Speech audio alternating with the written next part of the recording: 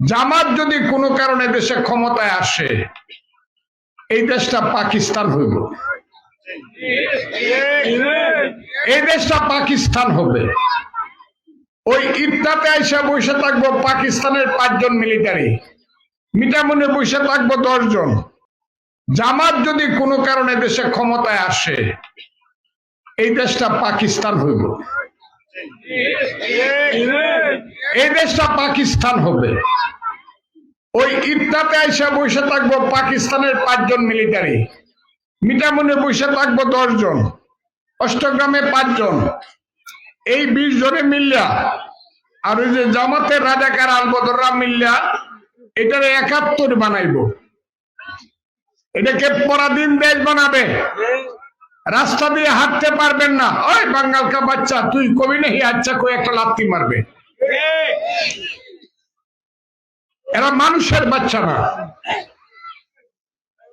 আল্লাহর দোয়াই লাগে, আমাকে ভোট দিয়েন না, আমি আপনাদেরকে না করি, কিন্তু এদেরকে ভোট দিয়ে দেশটারে পাকিস্তান বানায় আমার মা বোনের ইজ্জত আর নষ্ট করেন না, আমারে দিয়েন না। এদের চেয়ে খারাপ এই পৃথিবীতে কেউ জন্মগ্রহণ করে নাই। কয়েকদিন আগে কইছে তারেক রহমান প্রধানমন্ত্রী হইব, স্যার আমাদেরকে একটু সাথে নিয়ে। আর পরশুদিনের আগের দিন তাদের ছাত্র নেতা ডাকসুর বিপি কয় তারেক রহমানকে হাসিনার মতো লাঠি দিয়ে বাইর করবো। এত বেয়াদব হয় মানুষ? ও তো তারেক রহমানের সন্তানের সমান। তারেক রহমানের মেয়ে তো ব্যারিস্টার, তার চেয়ে অনেক বড়।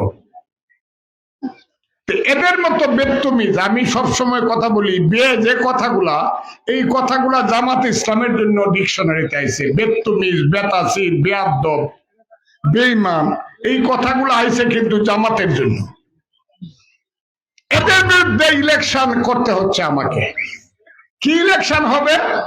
ভোট যদি হয় 10% ভোট পাইবো কিনা কেউ বুঝে না।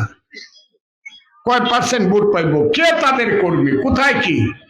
প্রথম কতগুলো ভদ্র মহিলারা ছাড়ছে বুরকা টুরকা ফিন্দায়া, কানের মাঝে দুল, গলার মাঝে চেইন, হাতের মাঝে কিছু বিস্কুট, কিছু চকলেট বাচ্চারা দিছে। আর মেয়ের আরে গিয়া কইছে ভোট যদি দেন তাহলে বেহেস্তের একটা টিকিট পাইবেন। আপনারা শুনেন নাই কথাটা? পরে যখন সবাই কইছে কিরে বেটা বেহেস্তের টিকিট তুই দেওয়ার কে রে? বেহেস্তের টিকিট তুই দেওয়ার কে? বেহেস্তের টিকিটের মালিক হলো আল্লাহ। তুই কি আল্লাহ? তুই যদি আল্লাহ হয়ে থাকস তাইলে তুই হইলে এই পৃথিবীতে সবচেয়ে শিরিক গুনাহ করছস।